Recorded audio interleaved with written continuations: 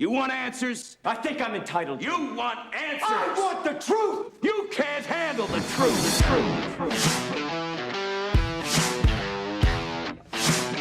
What's up, guys? This is another episode of The Clean Truth. I'm Don. If this is your first time listening, welcome. If this is not, welcome back. And I would really appreciate it if you would subscribe to the podcast. You can do that on iTunes, Spotify, or Google Play. Today, Red is back. I'm here. In the flesh. And this is going to be a good topic today. So I'm excited about this one. So today we're going to reminisce a little bit.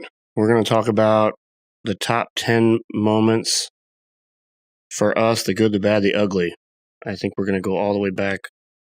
Some of these memories will be from prior, pre-Clean Eatz days, locale days.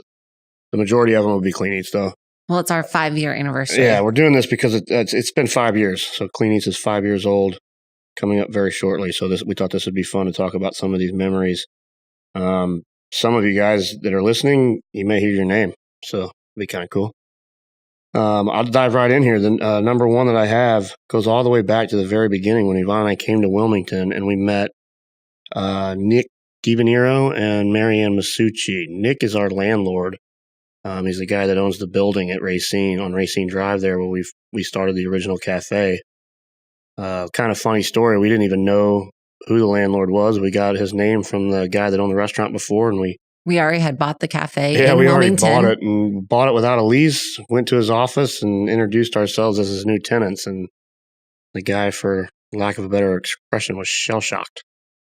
Marianne Masucci, I call her one of my work wives. She is my second wife. She owns the building, the rest of the building. She owns Blue Moon and the rest of the commercial building that our Racing Cafe sits in. Her and Nick are business partners now after Marianne's husband passed away, but Marianne's a sweet lady and Nick has always taken care of us like family, so we wanted to kind of mention him and talk to him. It's kind of cool. Yeah, I always want to know what his thoughts were the day that we went into the office and we sat there because, of course, we're both like in show prep. So we were like kind of scrawny and, lean.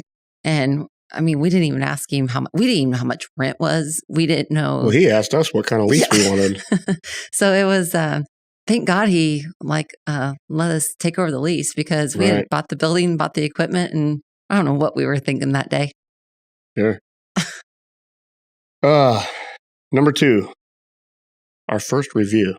Do you remember that after we opened Clean Eatz? I meant to pull this up. Yeah. So this one hurt. It was a bad one. And it's kind of funny because I even brought it up to the franchisees when we sold our 50th franchise. I went to the post and posted back with this lady that had commented. So she's the one that said we wouldn't be open 6 months. Yeah. So she came in. We had only been open maybe 6 weeks.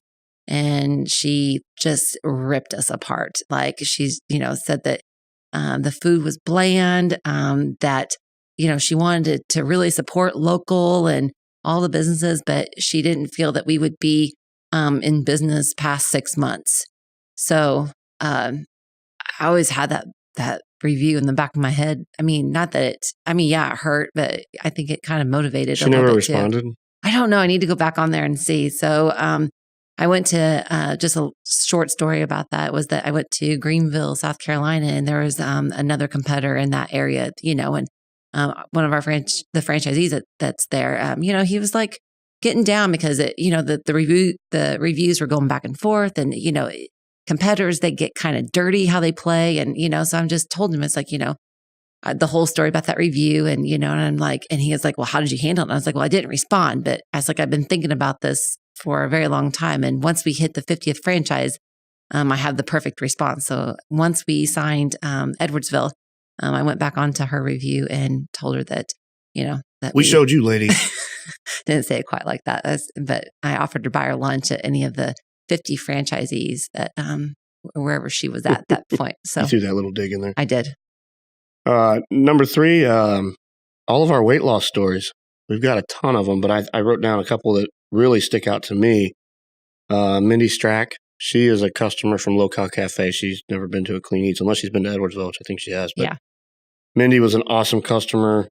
She turned into be, a good friend of Yvonne and I's outside the restaurant also. And she lost, how much weight did she lose? Like it was 130 It was like pounds. 100, way over 100 pounds. She lost a whole person. It was an amazing story. Don Sweeney, Yes. here in Wilmington. Don lost, I know, 75 pounds, probably more than that now because he's going even further. I think he's competing in like CrossFit regionals or something coming up soon. Tanya from our MJ location, just saw her. She comes in every single day. I think she visits you in Racine. So Sure. she's lost over 100 pounds now too. So John Langdon, a guy named John Langdon, he rented Yvonne and I our first apartment that we could afford. It was a little 400-foot studio apartment. Remember that? Yes. The reason I'm mentioning John is he had, was it cholesterol? He had really high cholesterol. He was taking all these medications, and he used our meals for almost 2 years, and he was able to get himself off that medication. So that was cool. That was our first success of like the medical side of things. Yeah. And then I've got one more that I wrote down. A girl named Amy. Her last name was DeConcini. She was married at one point. I'm not sure if she still is, but I remember her coming into locale, and at the time, that was when the HCG thing had just started. Everybody was starting on that fad of doing those drops and eating 500 calories, not working out, and doing that whole thing. And she had started that and was on that for over 2 months, I think, if I remember right. And she came into the cafe one day and just looked right at me and started crying. She was so hungry, and she now could find somewhere she could eat because she didn't want to do that diet anymore. So that kind of meant a lot, and it kind of hit a chord with us. But so all the other shout outs that we didn't mention today, but we've had a lot of success stories, so that's pretty cool. Yeah. The next one I have is Jason Nista. He's sitting in the other room. I don't know if he can hear us. I don't want to talk too loud and swell his little head up. But very true. It was kind of cool meeting Jason the way we did. He helped us franchise, and we owe a lot to Jason. I'm very fortunate to have him. Yeah, we probably should get his first thoughts of what he thought of us that first day. He came from California, right? Did he fly in from California? He was originally from Wilmington. Originally lived in from San Diego. Yeah. But when we met him, he was living in Florida, or in California. Yeah. So he came in with his Crocs on, and he was going to do all of our procedures for the franchise. So, number 5 is customers of ours that turned into franchisees when we franchised. Yeah. That's pretty cool. Mike Parker from Raleigh, Mitch in Charlotte, Tracy in Jacksonville, Florida, Lauren in Myrtle Beach, and Courtney in Tampa. All of those guys, those 5, were regular customers of ours that ate at Racine daily, almost every day. Yeah, so it's pretty cool that they now they all have a very successful units in our franchise. I think that's pretty awesome. To go along with that, a little sidebar on that one is our first franchise convention. Remember that? Yes. We hosted that in our restaurant the in first Monkey year. Junction. Yeah. Went from, was there 40 people at the first one, maybe? 35, 40. Yeah, if that. I don't think there was even that many. We're getting ready to have our next one 2 weeks away? 2 weeks away. And we have over 120 people coming to this one. 120. So, yeah, we're doing it here in Wilmington at Embassy Suites, and we went and looked at the stuff today, and I don't know if we're going to fit everyone in there. It's just kind of cool to look back and think of the first one that we had in the dining room, and now we're going to the Embassy Suites in 3 years. It's pretty cool. Yeah, that's pretty cool. Next one on my list is opening our first store, the first franchise, Myrtle Beach. Yes. That was very cool to see. Very cool to walk in there and see something replicated that we I was just glad it worked. I was just crossed my fingers that, it just wasn't our luck in Wilmington, that it was a franchisable concept, and that there was going to actually be people that came into the store, and they did very well. So I think it gained in their story, put confidence in us too, right? Yeah. No, that store, it launched the franchise. Word of mouth spread like wildfire when that store opened. Everybody went to Myrtle Beach and seen it, and then it took off. Number 7, I have Mike Valentino in the North Carolina State Show. That's a pretty cool memory. I didn't compete in the state show. You did. Yeah. First year here, we competed. You won your division in that show, and then that wasn't the same year that we hosted it. No. I think we just had a booth there or something, but then we were newbies. The following year, we were the title sponsor for it, so that's pretty cool. It's kind of a cool memory. We owe a lot to Mike. He's a good guy, good friend of ours. Number 8, Yvonne's cooking show, and then us starting this podcast. Looking back, those are pretty cool memories that stick out for me. Yeah. to see you on TV and then doing the Hump Day Health, starting the Hump Day Health. It's still going, even though you're not on it, but it's still doing going. reruns. But yeah, doing the cooking show. Shout out to everyone who does those cooking shows because it was a lot harder than what I thought. So it was a good experience to do that. So when are they going to see Red's Kitchen again? I'm gonna. You took over my podcast and you had your own cooking show. What the hell's going on here? I'm not taking over the podcast. I'm adding to it. All right, number 9. I put legends eating at our cafe. I put legends because they're kind of legends to me and you, I guess. Some are going to know who they are, some won't. I got Jose Raymond. I mean, he's a professional bodybuilder from Boston. He was good friends with Mike and a buddy of mine here in town when he came here to guest pose. I got the pleasure of meeting him, hanging out with us. He treated you and I like family almost. I mean, he was a very, very cool guy. And the Boston Mass on the menu is named after Jose. So Jose spent some time here. Yes, getting boozed up with you, and we've made some memories here. Yes. Remember the first year he was here? He had me drinking Patron on the rocks at Kickback Jack's. Yes, you drove down the road the wrong way. I got so tanked, I left Kickbacks and made a left onto College down a one-way street. It was not a good idea. Not a good idea. Nicole Wilkins, I know she was kind of an idol of yours for years, and then Jen Hendershot. Having her and Jen at the cafe. Looking back, that was pretty cool. I give Brian and the guys at First Form, I gave them a hard time because that weekend that I think it was either the same weekend or the weekend before, they had Dana Lynn and Rob in St. Louis in the middle of it was a hurricane or something. I mean, it was storming its ass off in St. Louis. And they had those two there, and they had lines wrapped around the block. Right. To see Dana and Rob. And we had 2 Olympians who had won the Olympia before. And, we had a good crowd. I'm not saying that we didn't, but, not the crowd they had it for Dana and Rob. I was like, what Who was we also had the whole stunt team was it Under the Dome? Who was there was a few film crews that came in. We had a few film crews that came in. That came in over the years. And then mine, Trot Nixon. Trot Nixon was a baseball hero of mine. He ruined my hopes and dreams in 2004, which I've given him hell for many times. Thank you, Trot. Number 10 on the list of good memories. I got to thank all of our regular customers who've eaten our meals for 5 years. There's still a whole long list of you guys that come in every Monday religiously that just means the world to us. So thank you very much for that. Yes, I'm glad that they have grown with us over the years, and thank you. Now we're going to talk about some of the 10, the bad ones. Sarcastically speaking. I mean, we're not going to go dogging people out, but they are pretty funny. Yeah. We put a funny little spin on them. So, I put the first bad review. So, I guess that's the one where the lady, we had said we wouldn't be open 6 months. Yeah. Still, it was a bad review, but it I think it was good. It always turns out to be a good, positive experience, I guess is how you look at it. But to all the bad reviews out there that we've gotten, reviews are tough.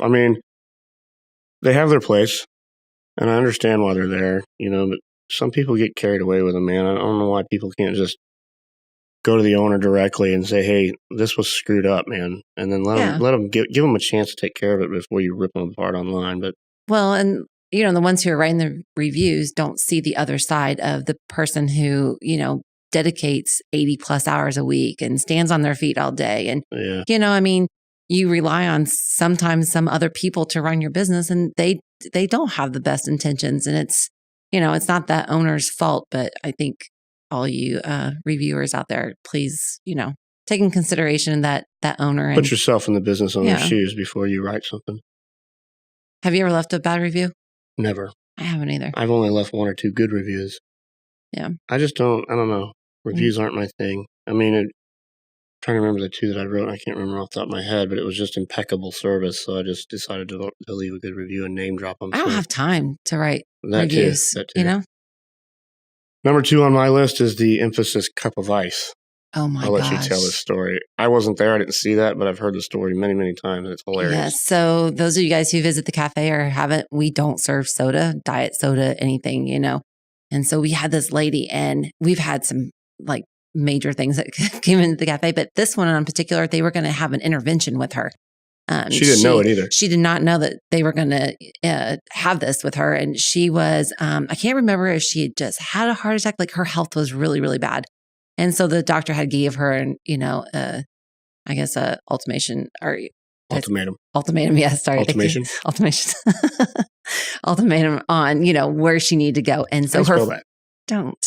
So her family had brought her in. And so she comes up and she orders, And so we hand her the cup of ice and, we told her flavored water options. And she's like, where's the soda? And I'm like, well, we don't serve soda. And she's like, well, what kind of place is this?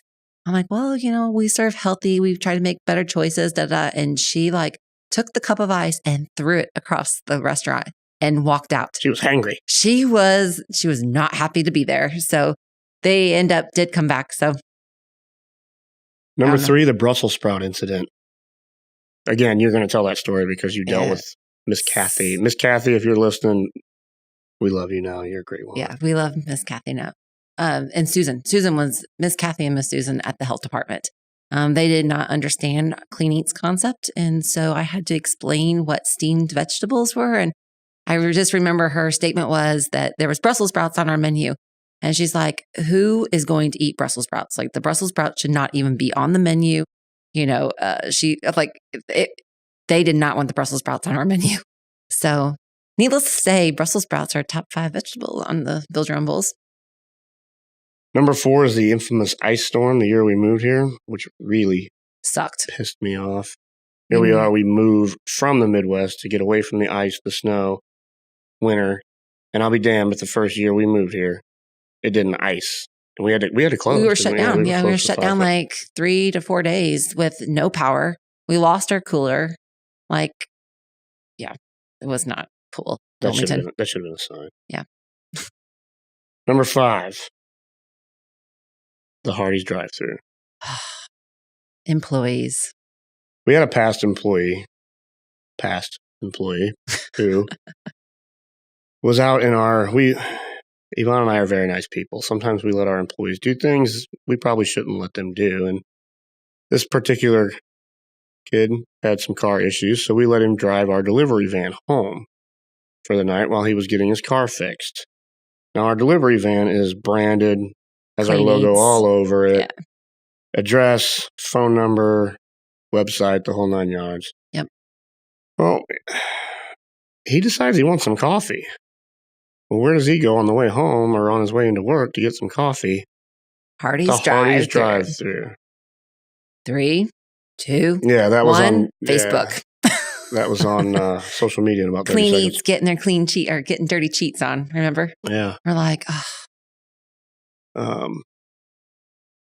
Number 6. This one was a bad one. And I remember this one like it was yesterday. I'll probably never forget it. The Hispanic Protesters. Yes, a day without. What was it? I think, what do they call that here in town? A day without Hispanics, maybe? Something. They were protesting. Don't crucify me. I can't remember the name of their event, but they have the Latinos here in town. They have an event that remembers Hispanics and the working class there. And we had a former employee here in Wilmington, and God bless him. He learned from his mistake, and he actually works in a very, very successful unit that we have. Him and his dad are very good franchisees now, and they operate a very good unit. So, but we still like to give him a hard time over this. So he was driving our van past this event they were having in a big crowd, and he had a rough day. Oh, he had a terrible day. Had a terrible day on delivering our meals on base, and he decides he was going to drive right by this event. Stop at a stoplight, roll the window down, and give them all a bird. Not good. Not good. We were on our way to another opening, Atlanta to an opening, and our Facebook messages just start going crazy. And they are mad. They came after us. So that was damage control. Extreme damage control, yes. Yep. So we ended up having some margaritas that night, and it wasn't good. It wasn't good. But we gained a lot of friends out of it. Yeah, so. We had a lot of support in the way we handled it. We handled it very professionally. The kid, we fired him. We let him go and own up to it. Yeah, it was almost a half a year later, him and his dad became franchisees, and now he's, the kid's great. I mean, he learned a lot from that, and we all make stupid mistakes when we're younger. So, number 7, dog food. Oh, yeah. The lady who ate her entire lunch and then brought the empty basket up to the counter and told us that the food, that she wouldn't feed it to her dog. She ate the whole basket. She ate the whole basket. So I didn't understand if she fed it to somebody out there or what, but she came up and complained. Must have been some bomb-ass puppy chow. That it tasted like dog food. So if you're going to complain about food, like, leave it. Don't complain about it after you scarfed it down and then want a refund. It's not legit. Number 8's always been a funny one for me, and I tell this joke all the time, especially when people come to the restaurant and they cannot pronounce quinoa. For those of you that don't know, quinoa is spelled with a Q.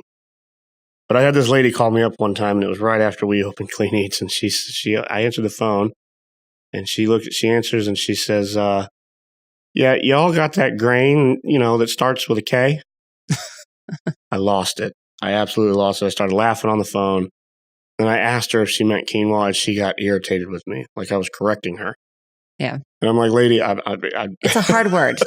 From me, like, it took a while. That, and I still call them Eddie Money Beans because I can't say edamame. Did I say it right? We still write Eddie Money on the ticket I know, from somebody else. because I can't spell it. Yeah. Okay.